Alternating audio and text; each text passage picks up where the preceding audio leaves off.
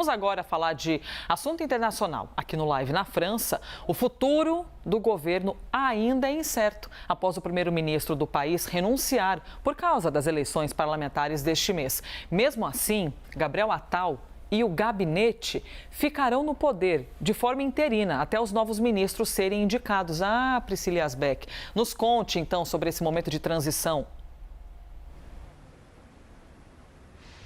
Oi, Elisa, bom dia mais uma vez a todos que nos acompanham. Nessa terça-feira, então, o presidente francês Emmanuel Macron aceitou a renúncia de Gabriel Attal, que já tinha sido apresentada uma semana antes, logo depois que o campo centrista de Emmanuel Macron perdeu as eleições legislativas. Lembrando que aqui na França, o cargo do primeiro-ministro deve refletir a maioria na Assembleia Nacional. Como o campo centrista de Macron perdeu as eleições, no dia seguinte, Gabriel Attal, o primeiro-ministro de Macron, anunciou a sua renúncia, apresentou a sua renúncia. Macron tinha pedido para ele ficar no cargo em prol da estabilidade, mas aí nessa terça-feira, então, ele aceitou a renúncia, dizendo que Attal permaneceria no governo para continuar cuidando da gestão. Então, seria um primeiro-ministro demissionário que ficaria a cargo das questões mais técnicas. Significa que Attal vai implementar medidas que já foram decididas, gerenciar eventuais emergências, mas sem qualquer margem para ação política. Também no início da noite,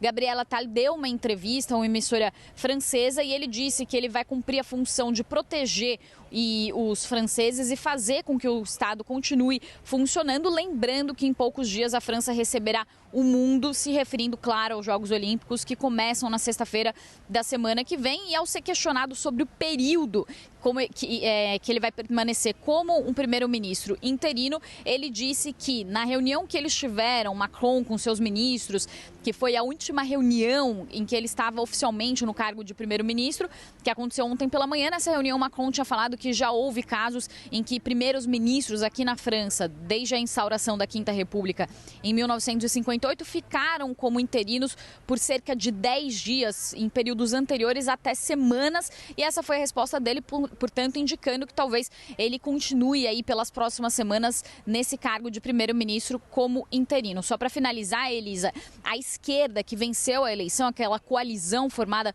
por 4 partidos, ainda não chegou a um consenso para indicar um nome para primeiro-ministro. Isso também pode fazer com que esse governo interino se estenda por mais tempo do que o previsto. Eu volto com você. Muito obrigada, Priscila Yazbek.